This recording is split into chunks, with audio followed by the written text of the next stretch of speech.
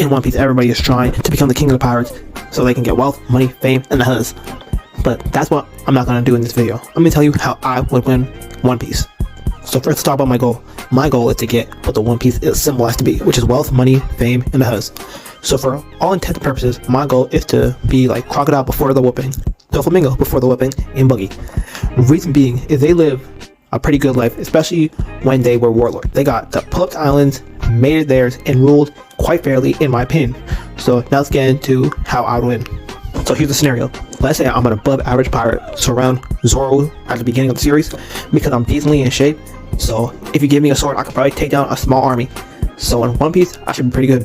Also, I took karate classes for 5 years, and I was a yellow belt. So all in all, if I was transported to One Piece, I should be good. Now it's time for my crew. I'm going to need a navigator, a 3-star chef, a doctor, a B-tier shipwright, a fisherman, helmsman. Why? Because it's cool.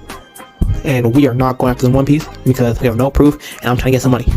And since I'm going with a pre-time skip way of thinking, so now you have the whole scenario. So now it's time for the first order of business, with it is to name our crew, and we shall be called the Awesome Pirates. Plan time. Now I need to get some recognition, and you're wondering to yourself, how are you going to do this? Is by taking over villages with cunning and strength. And with me at the head of these islands, I will turn them into economic hubs where the people will prosper. I will not be president or a dictator of these nations I'll take over, or islands I would take over. They can have elections or whatever they want to do, but it has to be known that I'm not paying taxes, my rent is free. Also, I get the last say on every important matter. Then some of the government money will have to go to me because I'm me. After I cemented my place in at least 3 islands, I've moved on to making moves in the real world. Me and my crew are going to be a problem, and since I'm from Canada, I guess I'll be from the North Blue. Now, I know what you're thinking. If you already have all this money and power, why would you leave? Well, I'm still a pirate, and the Marines are definitely going to be on Shlong and try to arrest me. So I'm going to need to become a warlord, and how do I do this? I have 3 options. Option 1 is taking the law route and doing something the Navy really needs, like, you know what I'm saying? A whole bunch of pirates, and then become an 8th warlord. If the option 2 is I could retire one of the other warlords from life. This one's harder because they are all monsters, so I can either just sneak them and pull a Blackbeard and make it look like I'm G. Option number 3 is I can sign a deal with the Navy, or in the same breath, I can get a Navy person on payroll, help them get into positions of power to let me know what is going on, so I can maneuver better. So if you have any other options, type it in the comments. So as the options I'm looking at, and the fact of the matter is, I'm creating the story, so I'm going to option 2, and I'm going to slide on one of the 7 warlords.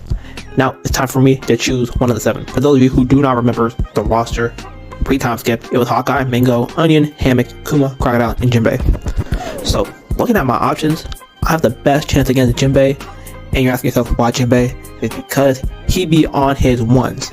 Ace was able to find him just by living. Also, finding tabs on the warlord should be easy. It's planning time. When I find his location, I'm going to gather my crew and some other people I recruited for being a dope guy. We're going to surround him and let that fire blow. Like, we ain't catching him on pawns. Like, you really thought we were going to, like, fight him one-on-one? No, he's a warlord, bro. We're going to send him to the fishbowl in the sky, man. We're not giving him any chance to breathe. We are smoking this Jinbe pack, and we are eating him for dinner that night. He has a lot of meat on his bones, so I know it's going to taste delicious. And I don't care if the fisherman pirates try to get their get back. I'll just beat them too, bro. I'm me. I'm that guy in my story, bro.